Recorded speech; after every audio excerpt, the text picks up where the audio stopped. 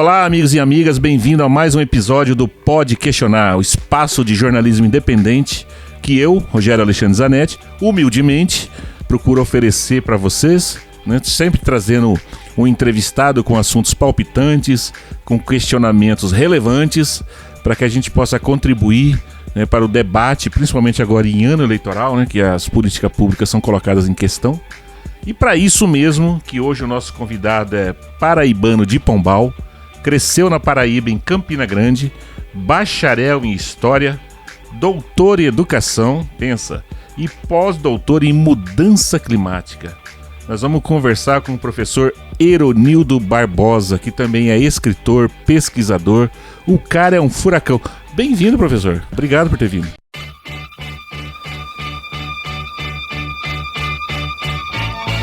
Você pode. Posso?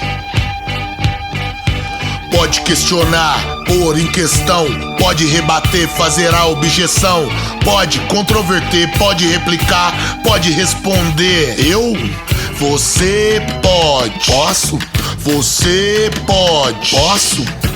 Pode questionar, pode questionar, pode questionar. Você também pode. Pode questionar. Eu? Pode questionar. Rogério, sempre um prazer conversar contigo e ler o que você escreve ou Obrigado. ver o que você produz. Você é um dos grandes baluartes da cultura aqui do estado. E agora com esse programa de questionamento, com certeza vai criar caminhos novos para se pensar o Estado. Quer dizer, os debates daqui para frente com certeza passarão pelo seu programa, porque questionar é uma coisa muito bacana. Mas eu sou muito observador, eu aprendo muito com alguns mestres. Você, claro, não é à toa que você está aqui. Edson Moraes. Bom demais. Né? Tem muita gente boa. Aquilo é bom demais, meu Deus. Tem muita gente boa nesse estado, né? Na música demais. Temos aí o Antônio Porto. Estou falando de questionadores, formuladores. Eu estou cometendo injustiça, né, professor? Estou citando alguns nomes e vou esquecer um monte, mas a gente é rico de referências no jornalismo, na cultura. Que é isso? Acho que a gente é um estado... Não somos privilegiados apenas pela natureza, né? A gente é privilegiado pelas boas cabeças que escolheram o nosso estado para viver, para cuidar de suas famílias, inclusive o senhor, né? Eu acho aqui fantástico esse estado. Eu acho que é um estado bonito. Campo Grande é uma cidade bonita. Belíssima. Ruas largas, bem arborizada, com uma população multifacetada, gente do mundo inteiro. Uma cultura pulsante, né? Que precisa um pouco mais de apoio, né? Claro, né? Claro, uma alimentação, uma gastronomia universal. Mas, acima de tudo, aqui agasalha um conjunto de homens e mulheres com excelente capacidade de refletir, pensar, de socializar a cultura, de abrir caminhos novos. Eu adoro esse estado aqui e acho que cada vez mais esse estado tem tudo para ser um dos grandes do país. Como não tenha dúvida. Vendo o seu currículo aqui, conhecia, mas isso aqui para mim é novidade. Pós-doutor em mudança climática. O que é isso, professor? Pois é. O senhor estuda aí o aquecimento global, é isso? Não, é o seguinte, aqui, quando eu fui convidado para o pós-doutorado, e era um estudo sobre stakeholders, que são proprietários rurais que querem discutir as mudanças climáticas. E tem produtor rural interessado nisso? Tem, muito preocupados. Não brinca, olha que isso é interessante. Tem, muito. Aqui mesmo no Mato Grosso do Sul, você tem um conjunto de proprietários rurais que eles pensam a fazenda da porteira para dentro, e você tem outros que já pensam a fazenda da porteira para fora. Quer dizer, são pessoas que produzem com uma ideia de rede. Eles sabem que uma planta que morre dentro da sua fazenda está criando problema lá na bacia do Pacífico. Efeito borboleta.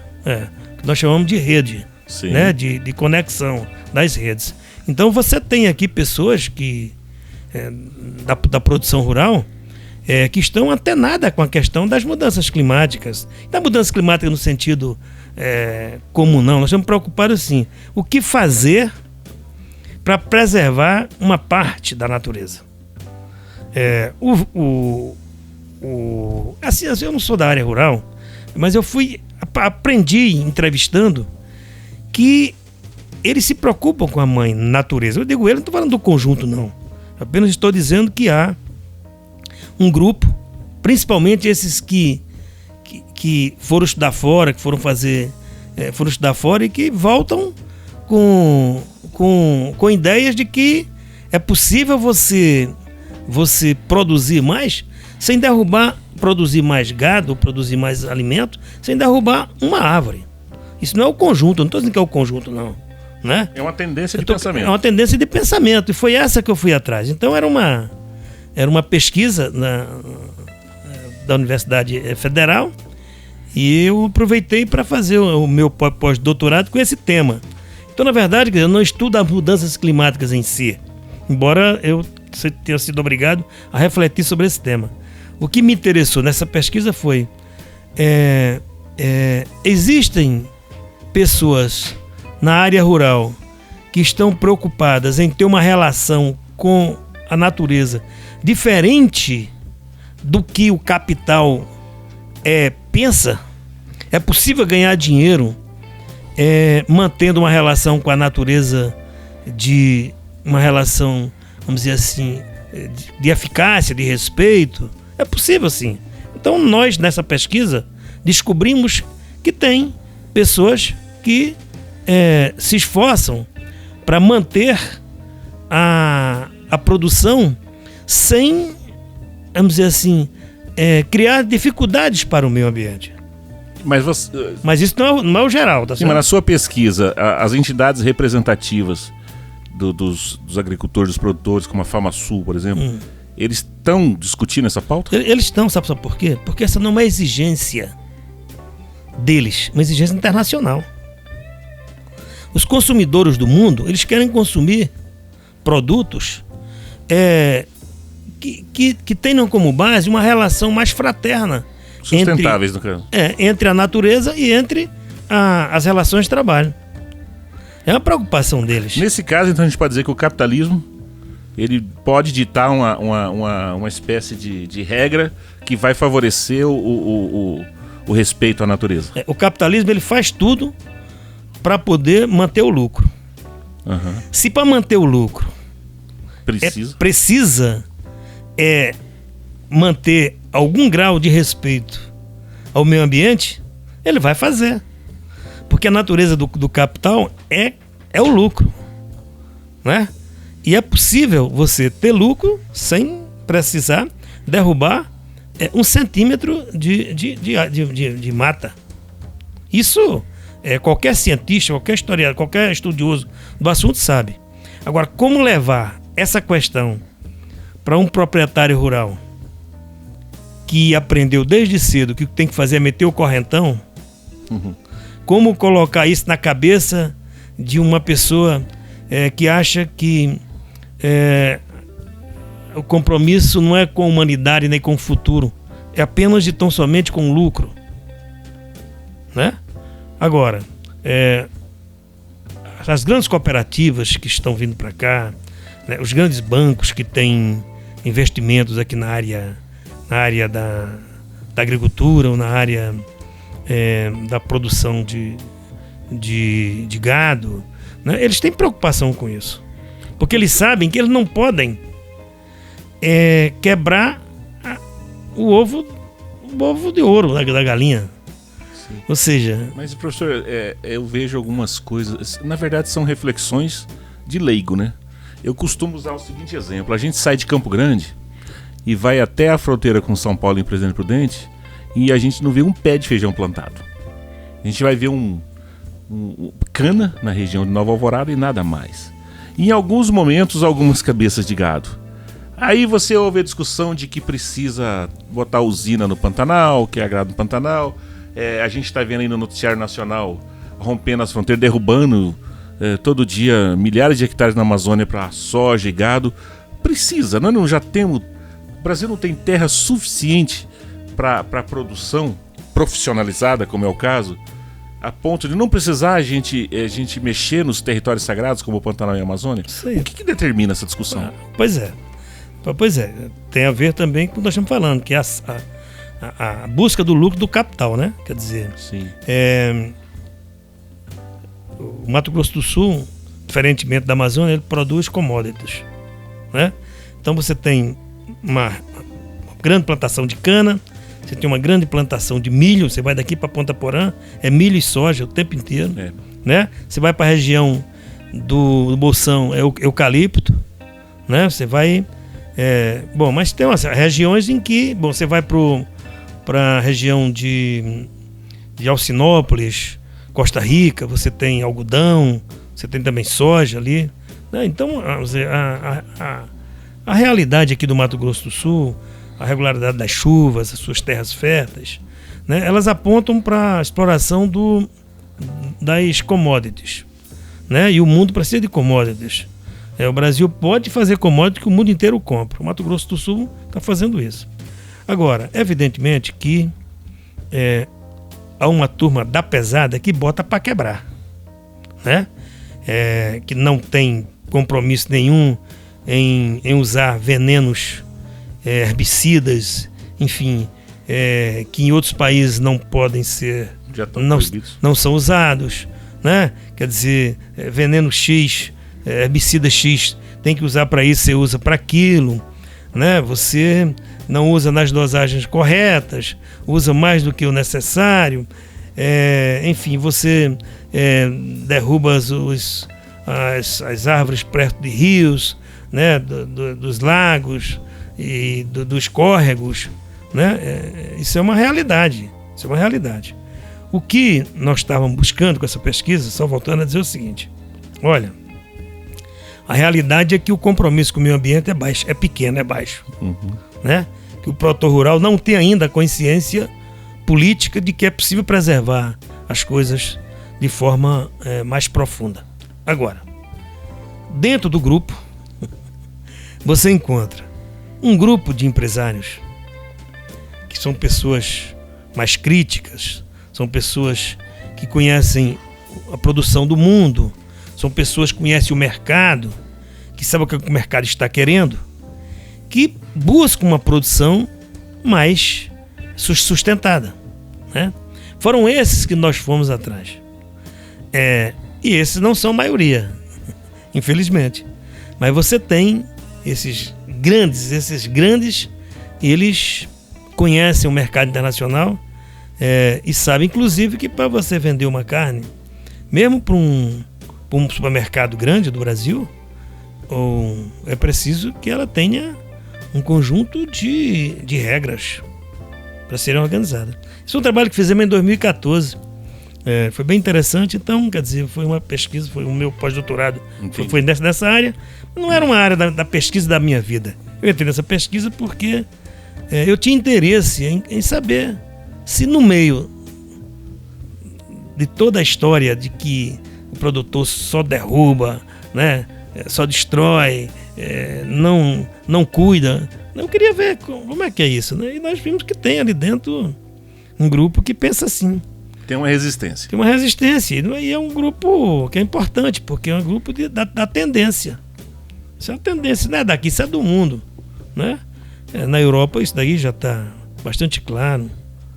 E tomara que... Trazendo esse debate novo, né? É novo, pelo menos na Europa, como o senhor disse, para a política local. A gente consegue encontrar respaldo na nossa política para essas ideias, como, por exemplo, a sustentabilidade, principalmente num estado igual ao nosso, né, que é basicamente verde. Já consegue encontrar centros de resistência que vai levar isso para a política e transformar em políticas públicas? Centro, sim. Centro e sim. É possível, né? Mas a dificuldade é imensa. Porque os eleitos, eles são eleitos, no geral, para defender o capital, né? Por exemplo, você pode pegar a chamada estamento político, quando você vai olhar, 90% está comprometido com o desenvolvimento, mas o desenvolvimento desenfreado, sem o cuidado com as questões ambientais. Mas a resistência, ela existe e é forte. Vou te dar alguns dados. 1979. houve todo um esforço aqui, em 79 e 80, do chamado estamento político e empresarial, para colocar a usina de álcool no Pantanal. E não conseguiram. Inclusive, dentro do Estado, porque o que é o Estado? O Estado é uma disputa entre sociedade civil e sociedade política, né? O Estado é uma disputa. Sim. Você tinha uma disputa interna que está pronta até hoje. Por exemplo, Ari Rigo, que já morreu, ele era um engenheiro agrônomo e era um homem comprometido com a defesa do Pantanal. Ele, Alfredo Souza, Walter Pereira, e o Missata chegou a participar disso aí, outras pessoas aqui do Estado, fizeram um enfrentamento muito grande, muito forte, e impediram as usinas de álcool no Pantanal. Tanto que em 82, o Pedrocian é obrigado a criar uma lei impedindo que as usinas de álcool fossem para o Pantanal. No governo Zeca, e você estava lá no governo, em 2007, Dagoberto chegou a defender a instalação de usinas de álcool no Pantanal. Claro, ele explicava que as usinas de hoje já não usam os mecanismos do passado, que elas são mais instaladas com mais cuidado. Mas, quer dizer, e era um governo de esquerda, um governo popular, mas teve que travar esse debate interno. Foi quando aconteceu a tragédia da morte do Francelmo. Isso que eu estou dizendo. Então teve uma resistência. Ecologista que, quem não sabe, ateou fogo no próprio corpo no protesto. Eu ia te contar que teve uma resistência. Teve. Né? Teve a resistência. Agora mesmo, quer dizer, as resistências continuam. Eu participei de um ato ali no parque indígena, quanto ao assoreamento do parque indígena. Estava um grupo de amigos ali, Laísson, Alfredo Souza, e outros amigos, né, que nós fomos lá ajudar, e o governo foi sensível e está revendo aquela questão do assoreamento do lago. Agora, a questão do capital é mais forte. E é preciso a sociedade civil, não basta eleger Pedro Kemp, o X, o Y, o Z, supostamente, no caso do Pedro, identificado com as causas populares e a defesa da natureza. É preciso cobrar e ajudá-lo, porque o governo ele moe. Não é?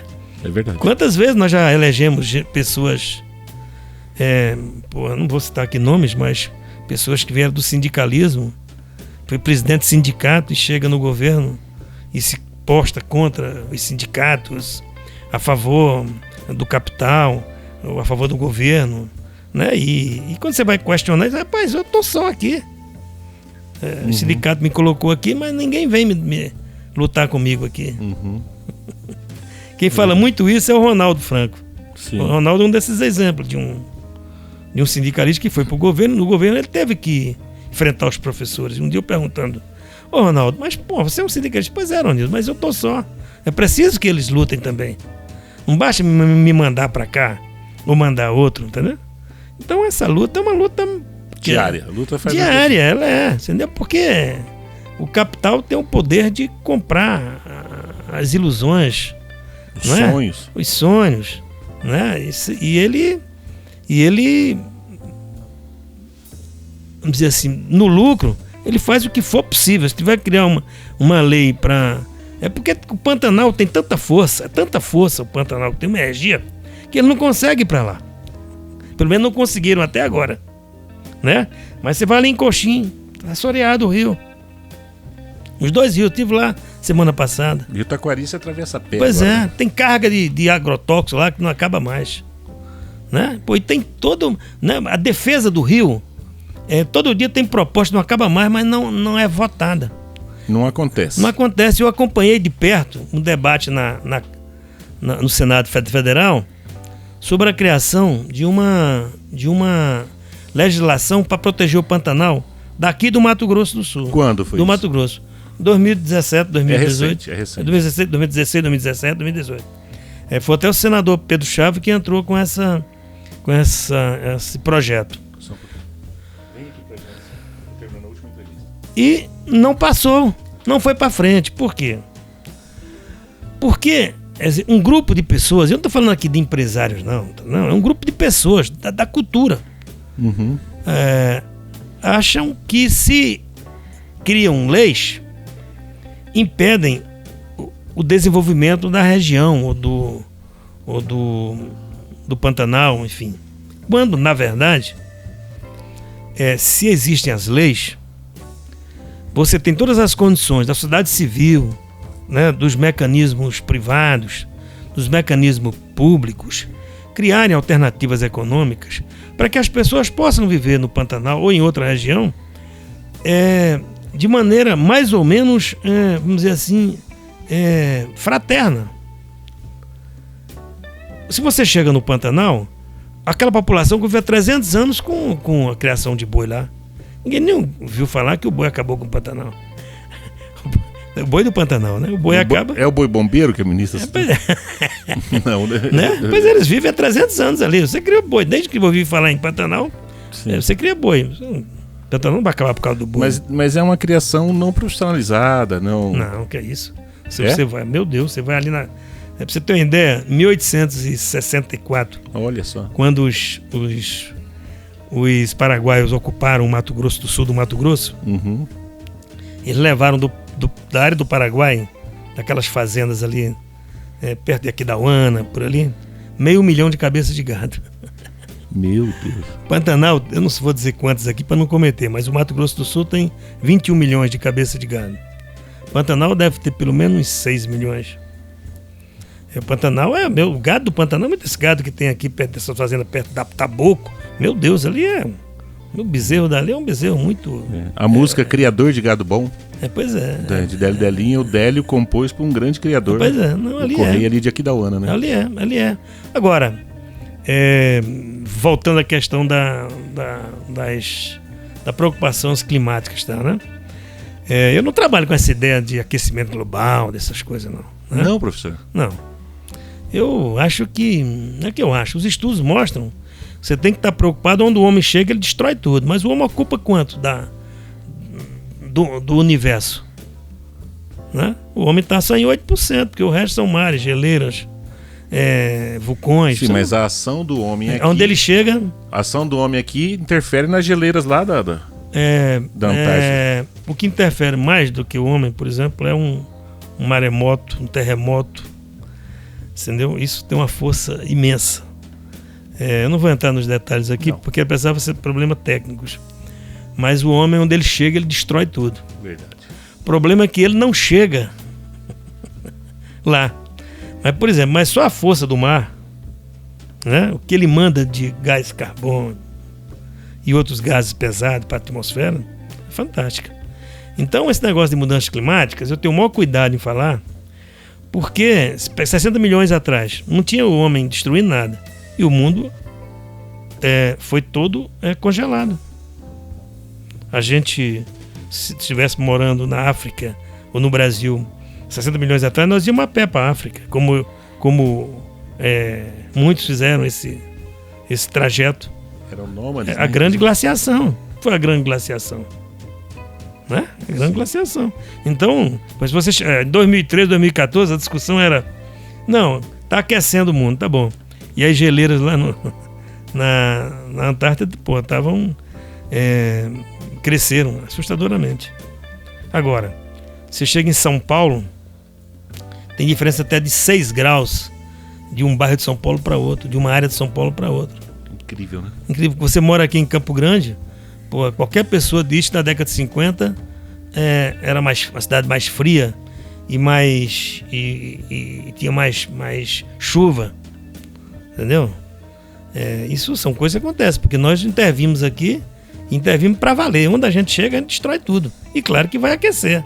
Se você bota fábrica, automóveis, se você... calçada, né? Calçadas. Campo Grandense tem mania de... Calçadas, você destrói a mata. Calçar o terreno inteiro. Você destrói a mata. O que é que você quer? Não vai ter. Agora, se isso vai ter uma repercussão profunda lá na Groenlândia, os cientistas, uma parte dos cientistas tem dúvida acerca disso. Eles acham que o lixo é muito mais poderoso do que a ação, por exemplo, da ruminação de um boi, ou a ruminação do homem, entendeu? Assim, isso é a discussão. Aliás, o lixo é outro problema terrível, dos tempos atuais. Dos tempos atuais. O que fazer com tanto... A gente produz muito lixo. O homem é um bicho muito... O Tom Jobim dizia que a coisa mais que parece com gente é o homem. Né? Nós somos uns né? Nós não temos respeito pelas coisas. Predadores, né? Destruímos tudo, né? Essa questão da ambiental, que eu disse que fui atrás, tal, era para ver se no grupo tinha... Eu fui mais que o seguinte, né? É comum você ouvir, até uma vez eu discuti contigo isso pela internet, pelas redes sociais. A gente não discute muito pela internet. Né? Quase nada, né? Pois é, um dia você colocou... Não, esse país, Mato Grosso é um país atrasado aqui, do boi, não sei o quê, atrasado e tal, né? E eu tenho uma visão também diferente disso aqui. Eu não vejo que é atrasado. Eu vejo o seguinte: esse estado já nasce um estado rico, e como os demais do Brasil, ele tem uma... Nós vamos discutir hoje, claro isso, mas ele tem, vamos dizer, uma elite que não é uma elite profundamente preocupada com os destinos do estado. Ela sabe gerar riqueza, mas não sabe gerar políticas. Mas não é um estado rico de gente pobre? Se comparar com o Brasil, não, né? É porque a gente tem menos gente do que a região metropolitana de Campinas, né? É verdade. Do estado do tamanho da Alemanha. Um estado pequeno. O Grande Rio, por exemplo, ali a Baixada Fluminense tem mais gente, o que é um caos, né? Porque é muita gente amontoada. Ou seja, isso me faz chegar à conclusão que a gente é o estado perfeito para ser uma espécie de modelo econômico, social. A gente precisa de mais gente aqui. Tem pouca gente em Mato Grosso. A ideia. Um dia na década de 70, não, de 87, começando com Schmidt, e a grande preocupação do Schmidt, a população era 1.800.000, a grande preocupação do Schmidt era como trazer gente para cá. Porque você tem que trazer, até para poder gerar uma demanda agregada. As empresas não vêm para cá porque ela precisa do mercado interno também. Não tem consumidor suficiente. Não tem consumidor. Entendeu? Não tem consumidor. Você tem um extrato rico que pode consumir as coisas internacionalmente. O que quiser. Mas você tem um grupo que nem tem cultura para isso. Tá certo? Todo candidato... Agora parou, né, professor? A grande proposta de todo candidato a governador era trazer uma fábrica de automóveis para cá. Por que eu vou montar uma fábrica de automóveis aqui e depois andar 2.000 quilômetros para o mercado consumidor? Não tem o menor sentido. Aqui você não tem um porto aqui perto. Agora, isso tudo tende a mudar. Está mudando muito. Né? Eu tenho uma esperança, assim, que Campo Grande e o estado não vai ser só muito mais rico do que já é, mas pela estratégia. Ele é estratégico em tudo. Olha, a ocupação do Brasil, uma parte dela passa por aqui, da América. 1524, os espanhóis, para ocuparem a Espanha, passam por aqui, né? Por terras do Mato Grosso do Sul. Aqui é um lugar estratégico, muito, muito legal. E com essa construção do corredor bioceânico, tem mais condições ainda da gente explorar com mais intensidade. Pois professor, mas o que exatamente o corredor bioceânico consiste numa espécie de novo Peabiru, né? O novo caminho para o mar do Pacífico. Isso. Vai ter um trânsito absurdo de caminhões? Vai ter. O que mais o corredor bioceânico? Essa gente não corre o risco de abastecer lá em Foz do Iguaçu e depois lá no Paraguai por ser mais barato? Vai consumir? Não. Que tipo de empresas e empregos o corredor vai trazer pra gente? Muito, muito bem. O corredor, ele não vai para Foz do Iguaçu, né? Sim, mas os paranaenses vêm da região ali, por exemplo, né? Vindo por Dourados, Cascavel, não, Maringá, qualquer lugar. Não, é porque esse corredor, ele para facilitar, ele sai de Campo Grande a Porto Murtinho. Porto Murtinho ele vai até o Paraguai, pelo Chaco? Pelo Chaco, Paraguai. Depois ele vai para Salsa, na Argentina. Depois ele segue em direção aos portos de Iquique, no Chile. No Chile, né? No norte do Chile. E qual é a lógica disso aí? É você ganhar tempo, porque se você compara uma carga saindo pelo Atlântico, ela vai levar 54 dias, 55 dias. Por esse corredor vai 33 dias, 34 dias. Mas aqui você liga Campo Grande na cara do gol, com a bacia do Atlântico, a bacia do Pacífico. Então você vai atender China, Japão, os países, enfim, os países asiáticos.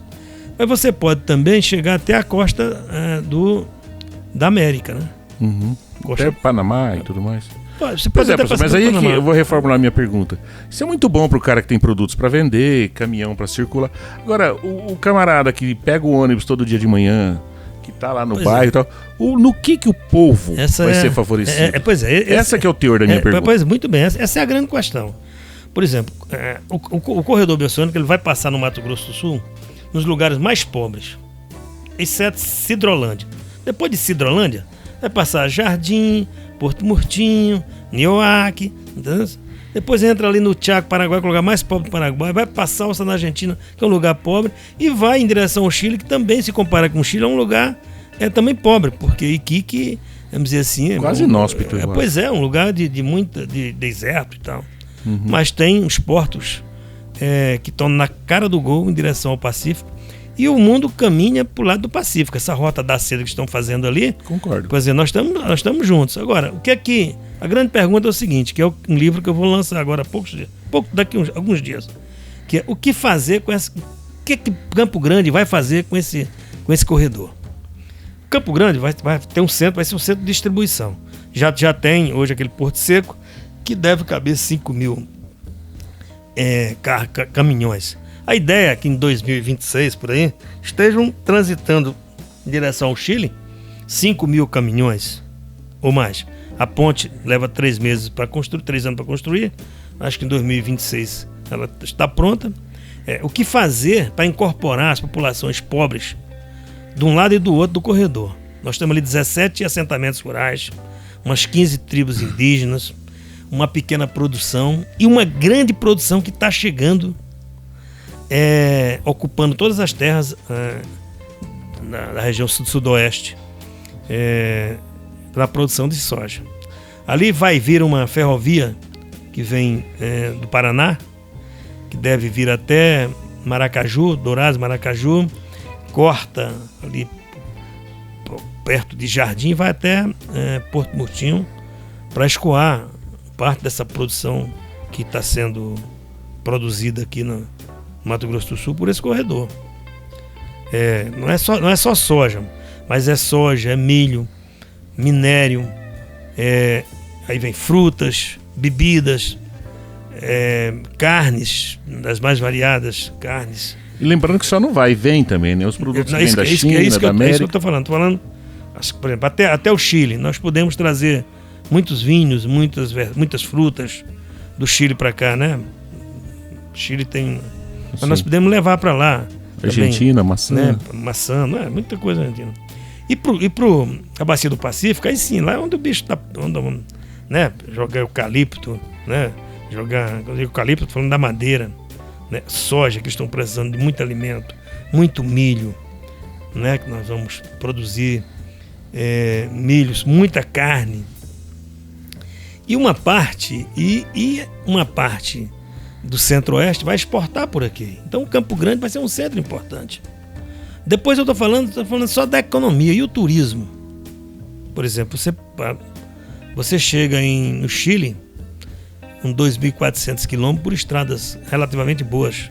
Claro que quando chega ali na cordilheira, em alguns meses, um carro tem dificuldade para subir, né? Muito gelo, muita neve. Mas isso tudo vão resolver, por exemplo. Os caminhões que vão trafegar para lá devem ser todos elétricos. Isso é uma boa notícia. Pois é, isso tudo está sendo discutido, né? Mas tem muita dificuldade, por exemplo, as aduanas são diferentes, as legislações são diferentes de cada país, a cultura é diferente, a gasolina é diferente, como é que chama? A máquina que vai injetar o combustível é diferente. Então tem que ajustar isso tudo. Meu Deus, é um longo período. Pela frente. Mas assim... E vai gerar emprego aqui, por exemplo, em Campo Grande? É isso que a gente pode dizer que vai ser o grande presente para os campograndenses. Vai ter condições de gerar mais emprego? Isso gera emprego? Rogério, deixa eu te contar. Até 1908, até 1918, Campo Grande era uma freguesiazinha. Certo? 5 mil habitantes. E Corumbá era o grande porto do Brasil. Porto fantástico. A Bacia do Prata se alimentava ali das coisas de Corumbá. Seja exportando ou importando, né? Corumbá era o centro cultural, as primeiras greves, os primeiros sindicatos, os primeiros intelectuais. Carnaval. Tudo era em Corumbá. Quando chega aqui a ferrovia em 1914, ela vai até Porto Esperança. O olhar de Campo Grande já passa. Campo Grande já nasce olhando para São Paulo. De costa para o Pacífico, de costa para a América. E Corumbá, em menos de 20 anos, praticamente vira uma cidade quebrada. Tanto que nos anos 20 os principais empresários de Corumbá vieram morar em Campo Grande. A família do Mandetta, por exemplo, esqueci de falar, a primeira fábrica de refrigerante de Campo Grande foi a família Mandetta que trouxeram para cá. E era em Corumbá. Então tem muita esperança que as coisas aconteçam agora. É preciso políticas que possam, por exemplo, o que é que nós podemos vender da agricultura familiar para o Pacífico, para a costa americana, para o Chile, para a Argentina, o que é? Vamos vender mel de abelha, vamos vender manga, vamos vender algodão, vamos vender fruta, vamos vender frango, como é que chama? Frango caipira, entendeu? Ou nós vamos trabalhar com peão, manso, entendeu? O que é que vai ser isso? Aí são os cientistas e o mercado que de certa forma vai indicar um caminho. O desafio é como incorporar as pessoas que estão ao longo do corredor ao processo produtivo. Como essas pessoas irão ter acesso à riqueza, a uma parte da riqueza produzida. Porque por aqui vai ser fácil jogar carro no Chile, ou eles mandarem carro para cá. Para mandar soja, não tem coisa melhor. Para mandar milho, para mandar frango, para mandar gado, para mandar os commodities do Mato Grosso do Sul, tá tudo certo. Resolvido. O Mato Grosso já resolveu. Claro que quando isso gera emprego, isso vai gerar renda e vai incorporar mais gente no mercado. O Porto Seco, por exemplo, vai gerar um bocado de emprego. Pois é, só os Porto Seco. Porque ali do Porto Seco, perto do Porto Seco, tem uma ferrovia. Tem. Aquela ferrovia, futuramente, ela vai se interligar com a ferrovia que está vindo do Paraná. E não existe só um caminho para se chegar aos portos do Chile e ao Pacífico. Essa ferrovia noroeste do Brasil, ela pode ir até Corumbá, tem que ter um gasto, são 7 bilhões você botar ela para funcionar, porque tem que reorganizar inteirinha. Todinha. Mas você chega até Santa Cruz de trem, Santa Cruz você vai até Salsa de trem, e de trem você chega ao Chile. Alguns portos do Chile. Seria uma rota alternativa. Antofagasta. Esse é um dos caminhos, por exemplo. Tem uma discussão bacana, que eu gosto dela, que é o seguinte, o Braz Mellor que trabalhava com isso, que é uma ferrovia Ponta Porã, Concepción, são 1.000 quilômetros, Concepción, Salta, e Salta de novo no Chile. Então nós temos 3 caminhos, não necessariamente 3 corredores, o conceito de corredor é outro, mas 3 caminhos que não são conflitantes e que permitem, se somam, que permitem, quer dizer, a gente tá com intercâmbio econômico e comercial. Sim, entendi. E a gente está no momento político de eleições, né? Como reza a nossa democracia. O senhor acha que isso está na pauta da eleição? Os candidatos estão discutindo isso ou estão preparados para esse debate, para entender a lógica do corredor e desse novo momento que a gente pode viver no Estado? Eu acho que no caso do Mato Grosso do Sul, sim, porque a pressão não é a pressão da política em si, é a pressão de quem financia parte da política. Uhum. Então aqui, por exemplo, o pessoal da Federação das Indústrias, eles têm os candidatos deles, tá certo? Claro. Eu não sei quem são. Eu sei. Pois é. Então os candidatos Você deles... sabe também. Pois é, os candidatos deles, eles vão lutar por isso. É tanto que ninguém aqui do Estado, exceto um, que eu não vou dizer aqui o nome, é desnecessário, não participou ativamente da luta pela garantia da ponte ligando Porto Murtinho a aquela cidade vizinha. Carmelo Peralta. A maioria da chamada estamento político aqui, todos os deputados e senadores participaram, entraram com emendas, todos. Porque eles sabem que por trás tem um chefe dele pedindo. Por exemplo, um presidente da República, Fernando Henrique Cardoso, primeiro ele, era um cara que tinha essa ideia da integração latino-americana. Lula trabalhou com isso muito bem, e Dilma. O Bolsonaro, ele não entende de política internacional nem nacional, não entende de política nenhuma. Então ele tem dificuldade de compreender. Mas as forças do mercado vão tocando as coisas. A ponte, quem está construindo a ponte? É aquela empresa de energia lá do Paraná, que é associada, que ela é do Paraguai e Brasil. Né? É mesmo da Itaipu? A Itaipu, é mesmo. Binacional. É binacional. Uhum. Então, eles que bancaram 300 milhões, 70 milhões de dólares, dá 300 milhões. Deve hoje ser mais, acho que no final vai sair por quase 600 milhões. Todo ágil, né? Mas o Marum participou ativamente, o Walter Pereira, o professor Pedro Chaves, o Vander Loubé, a família do Zeca, o Heitor, que é um grande incentivador disso, grande cabeça desse negócio. Foi um dos primeiros a pensar Esse isso. é o cara do negócio. Aqui no Mato Grosso do Sul, ele é o cara. E claro que tem em outros países, né? Claro que tem. Mas aqui ele é o cara. Então, por exemplo, eu não conheço nenhum político daqui que não esteja conectado e entusiasmado com esse corredor bioceânico. Né? Agora, esse é um sonho que está se tornando realidade, que vai mudar completamente, quer dizer, a economia do Estado, e que vai permitir uma integração econômica nossa muito mais profunda, que é com o grande mercado da seda, quer dizer, né? Com o grande complexo da seda, que é o que vai acontecer. E principalmente agora, com esse novo ordenamento econômico do mundo, em que não é mais uma hegemonia europeia-americana, quer dizer, a hegemonia hoje muda, você tem uma hegemonia europeia, uma americana, mas você vai ter lá uma Rússia junto chinesa, com a China, né, com a África, né, uma África tal, que é outra, e nós vamos ter que estar integrados nisso. Nós não podemos fugir do mercado internacional, porque as nossas capacidades produtivas têm muito a ver com exportação. Tem uma coisa ruim, nós exportamos commodities.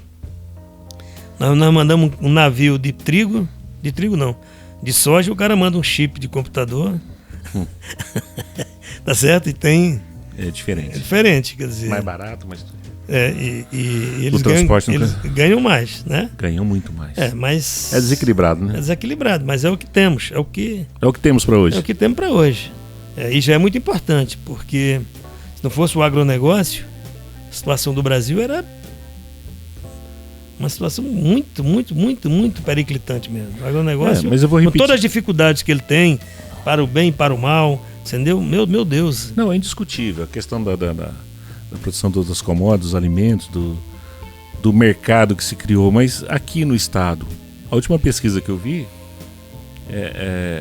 essa produção, de longe, ela não é a maior geradora de empregos ou de impostos. Não. Como que faz? Então você tem um estado rico na produção desses produtos, você tem a economia geral, a nossa balança comercial, nosso PIB local, se é que se pode dizer isso, alavancado muito fortemente por isso, mas ao mesmo tempo retorna para o estado muito pouco imposto e quase nada de empregos. Não existe assim, ninguém vai ser radical a ponto, muito menos eu, de defender que esse modelo está errado. Mas ele precisa ser corrigido, no sentido de que atenda às pessoas, porque não adianta sermos um Estado, nunca vamos nos desenvolver com gente pobre e setores ricos.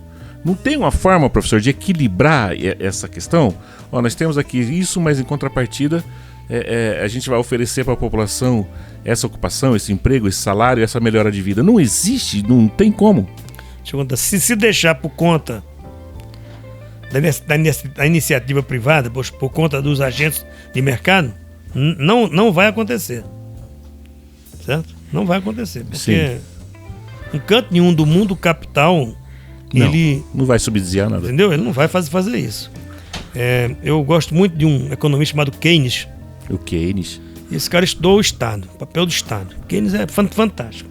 Era um burguês, um economista burguês, mas ele percebeu o papel do Estado. Então, cada vez mais a gente tem que reforçar o Estado para o Estado estimular a produção e, em forma de impostos, encontrar caminhos que possam ofertar dignidade para aqueles que não foram absorvidos pelo mercado. Entendeu? Então o papel do Estado é fantástico aqui. Eu sou um apaixonado pelo estudo do Estado. Mas o Estado aqui não está oferecendo isso ainda. O ex-presidente Lula tem uma frase encantadora. Ele fala, é preciso colocar o pobre no orçamento. Né? Mas, quando eu falo Estado, quer dizer, eu não estou falando nem Estado do ponto de vista geográfico, né? Não, a máquina. A máquina do Estado. Uhum. O Estado. E o Estado, ele é sociedade política, sociedade civil. Então a gente trata de Estado, a União, quer dizer, as federações e os municípios. É preciso que esses encontrem caminhos de por meio dos impostos, subsidiar aqueles que precisam viver também. Uhum. Né? Essa é a grande luta. Para isso tem que ter muita tecnologia, né? Muita educação. Muito estudo, muita educação, muita pesquisa, né? Para a gente poder agregar valor aos nossos commodities. Exatamente. Que a gente possa disputar o mercado internacional em condições melhores. Que as nossas exportações não possam ser apenas um do mercado internacional. A gente tem que ocupar 1.5, 1.6, 2.0 do mercado internacional. Com isso, a gente sobra alguma coisa para a gente poder fazer ponte, fazer creche, né? Desassorear os rios, melhorar as universidades, colocar as crianças numa escola com dignidade, pagar melhor os professores, né? O capital, ele tem uma função social, né? E é preciso que o Estado tenha políticas que estimule a produção, mas também que saiba tirar da riqueza aquilo que é possível para manter vivo uma parte da população que, por várias razões, não foram absorvidas pela economia, pelo desenvolvimento do capitalismo, né? Essa é a luta aqui no Mato Grosso do Sul. Acho que essa é a luta. É a grande luta. É a grande luta. E voltando para o Estado, para a política, a gente até comentou que é época de grandes debates eleitorais. Isso, obviamente, mais cedo ou mais tarde vai ter que entrar na pauta. Claro. Como o senhor está vendo o quadro eleitoral? Porque a impressão que as pessoas estão tendo usando um termo quase pejorativo, é que esse ano todo mundo é japonês, né? É um termo antigo que os políticos usam sem querer ser. Mas, e as pesquisas têm demonstrado isso. Do primeiro ao quarto lugar, uma diferença de 5%, que é mais ou menos a margem de erro. E ainda tem candidaturas ascendentes, né, que podem crescer. O candidato, teoricamente, do partido do presidente.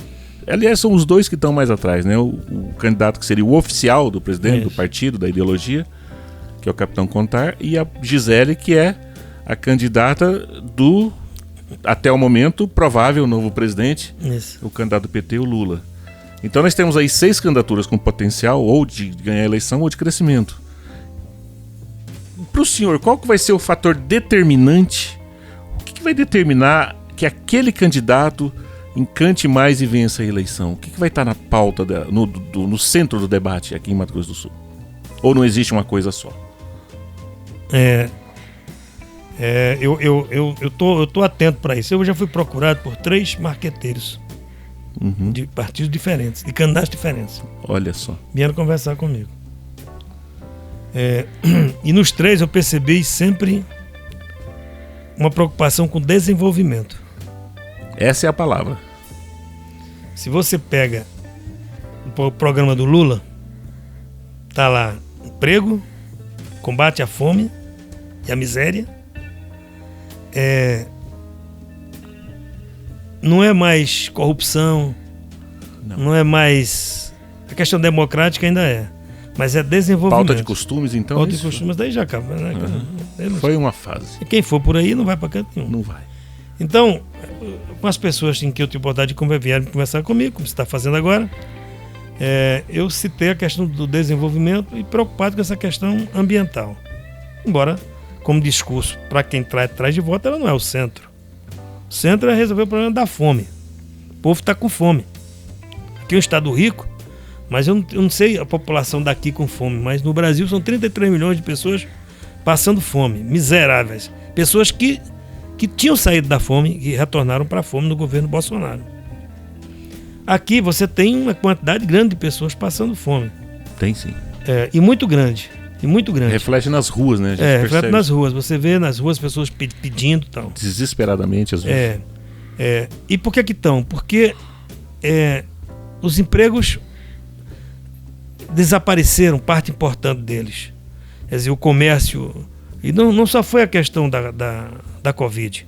Quer dizer, desde 2013, 2014, que a gente... 2015, vem enfrentando uma desindustrialização do Brasil. É forte, inclusive. Muito forte. Então você tem as indústrias quebrando ou fechando, você tem um setor produtivo ligado, vamos dizer, à indústria, manufaturados, quebrando ou fechando, e você tem os governos que adotaram políticas neoliberais de estimular mesmo o desemprego. Então o candidato que souber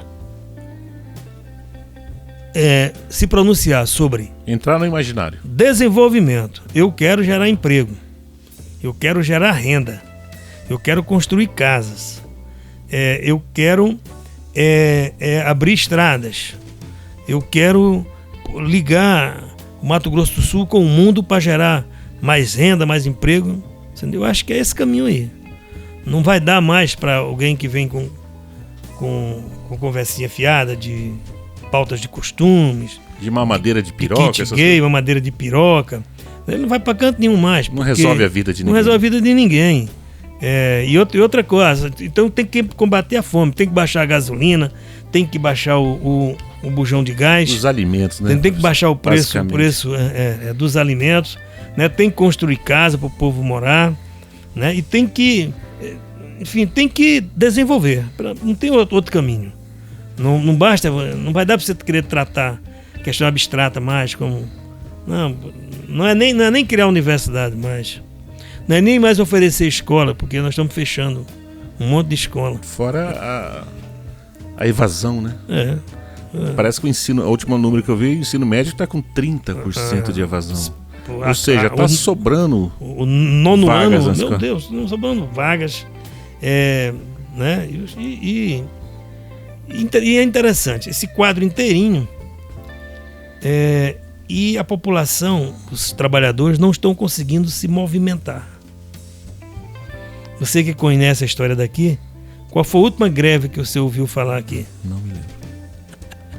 A última greve, sabe quando foi? No governo Zeca. Não brinca. Teve uma de 3 dias... São 16 anos Teve isso. uma de 3 dias em 2016, assim, uma grevezinha pequena. 6 anos. A CP fez uma greve também em 2015. Nem os professores altamente mobilizados. Você já ouviu falar de polícia fazendo greve? Eu lembro de uma no governo Zeca. Pois é. Tentativa, pelo menos. Você só lembra? Não, greve. Greve mesmo, né? Pois é. Eu não estou aqui defendendo que tem que fazer greve por greve, não. Isso não é só aqui, no Brasil. Não, no Brasil inteiro. Eu não vou dar um número. Greve é o reflexo do desespero do trabalhador, da necessidade. Porque você faz greve quando você está em crescimento econômico. Quando você sente que o patrão, no caso, pode pagar mais. Né? Pode dividir os lucros. Pode dividir os lucros. E aqui você vê, está tudo parado. Lucro, né? Quem, por exemplo, eu não vou entrar nessa seara aqui, mas eu não conheço nenhuma greve do governo Zeca para cá. Aliás, eu não tive a felicidade de participar. Teve essa de 3 dias que eu estou dizendo aí, da que a FETEMES fez, e acabou. Isso é bom, isso é ruim? Eu não estou dizendo que é bom nem que é ruim. Mas é um reflexo. Estou apenas dizendo que a classe operária, ela está garroteada. Embretada. E sem saber o que fazer. Vamos pegar os candidatos. Em alguns instantes a gente tinha candidatos da classe operária. A gente tinha um candidato que saiu da classe operária. Sim. Ou você tinha candidatos que eram pessoas da pequena burguesia que você não sabia o que ia acontecer com ele. Agora só está todo mundo conhecido. Sim. Né? E aqueles que não são, no meu caso a Gisele, por exemplo, enfrenta dificuldades imensas, inclusive para se consolidar no partido. Inclusive dentro da própria agremiação. Não é à toa que Zeca, essa semana, fez questão de divulgar que uma parte do PT estava conversando com o governador. É verdade. Não é verdade? Constrangedor, inclusive. Quer dizer, um negócio assim, meio... Eu nem entendi aquilo ali. Fiquei até... Eu não faria uma coisa daquela ali, mas... Questão interna. As pessoas precisam conversar, né? Mas isso demonstra que ali dentro tem um... Tem um ruído ali, né? Tem um ruído ali dentro.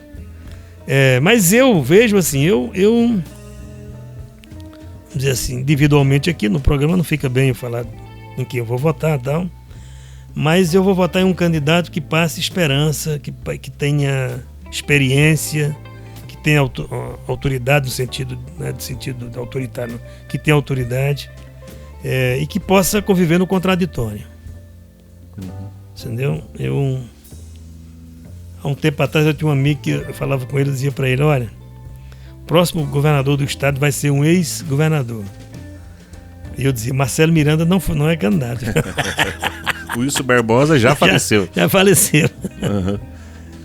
Mas eu vejo com muita esperança isso aqui. Eu tô muito esperançoso. Tá otimista, professor? Otimista, por quê? Para 2023. Eu tô. Sabe por quê? Porque os candidatos da direita, ou que estão se sentindo, se associando ao Bolsonaro, eles não conseguem crescer. Estão nas últimas posições. Isso no Brasil todo, né? No Brasil todo. Da mesma forma que foi fenômeno a ascensão deles, podemos dizer que também é um fenômeno essa decadência. Né? Quer dizer, os candidatos se associam ao Lula, eles têm uma condição melhor. Não é o caso do Mato Grosso do Sul, mas você anda pelo Nordeste, sim, é uma coisa assim, meu Deus. Mas no Rio de Janeiro, São Paulo, já. Agora no Rio Grande do Sul, né? Sim. Minas Gerais. De qualquer forma, aí vem uma eleição emocionante, né, professor? Tanto nacional quanto local, né? Parece que vai ser interessante para quem é um observador da política, né? É interessante. E vamos ver com as estratégias, né, dos pensadores da política local. Eu tô achando legal. Eu tô doido para chegar um instante, passar a convenção e eu assumir o meu candidato e fazer política como um democrata, como um brasileiro que escolhe um lado e tal. A democracia continua sendo a melhor escolha e, além de tudo, ela é festiva, ela é gostosa, ela é integradora, né, professor? E eu gosto de fazer política aqui, porque aqui é um estado pequeno. E lá no passado, na década de 80, 90, haviam as correntes muito bem identificadas. Agora misturou tudo, né? Misturou. É o famoso tudo junto e misturado. Você vê que uma parte do PT está misturado com o PSDB, né? É uma briga interna, assim, quem PSDB em São Paulo, PSDB em São Paulo com o PT, meu Deus, entendeu? Então... são as fusões que vão gerar outras coisas no futuro. E a democracia permite isso. Permite, a gente não pode estar querendo Deus. achar que Na verdade, a democracia é um sistema em constante movimento, e né, outra em coisa, se evolução. você querer cobrar regras ideológicas, quando os partidos todos fragilizados, né? A sociedade, os partidos, quer dizer,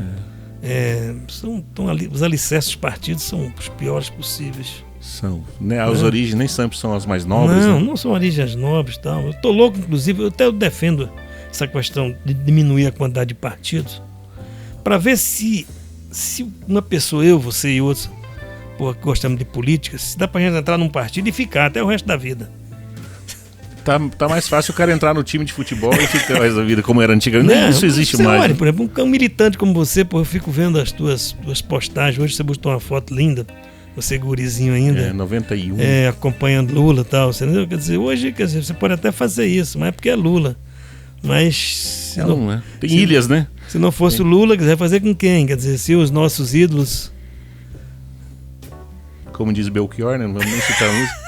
Professor Ironildo, obrigado mesmo por esse papo interessante, educativo, que a gente acaba aprendendo muito conversando com uma figura como o senhor. Muito obrigado. Nós vamos voltar aqui. Eu quero conversar contigo sobre a formação da cultura política, da cultura política do Estado, das grandes famílias, das oligarquias. Sei que você tem um estudo muito interessante. Vamos deixar isso para depois da eleição, né? Quero marcar um papo contigo, já se sinta convidado, e esse aqui é um espaço teu também. Eu venho. É a tua cara isso aqui. Eu venho. Né? Eu gosto muito de conversar sobre o Estado, porque pouca gente aqui, rapaz, lê, reflete, estuda o Estado. Quer dizer, mais as pessoas mais falam assim o que vem na cabeça, assim, ou repetem, né? E aqui por isso que é importante uma figura como o senhor aqui. As coisas estão mudando muito mesmo, sabe? Vamos dizer assim, você vê daqui uns dias... É numa velocidade, né? Você olha, mesmo os representantes que são eleitos aí, pô, de repente muda tudo, você vem outra safra, às vezes pior, mas vem, né? Mas vem. A mudança não significa que é para melhor também, né? Às vezes não é. Não, porque mudança pode... O velho Marx dizia que o mundo caminha sempre em direção à humanidade. Mas a barbárie também é um caminho. Ali, né? É uma linha tênue, né? Professor, muito obrigado. Querido, obrigado também. Tchau. Então, amigos e amigas, esse foi mais um Pode Questionar. Agradecendo ao nosso amigo Marcelo Cará, nosso técnico de som, que garante essa qualidade de som que você ouve aí no seu dispositivo. E agradecendo ao Felipe Gonçalves, cineasta e jornalista, talentosíssimo, que é o nosso editor. Obrigado a todos e até o próximo podcast Pode Questionar. Abraço.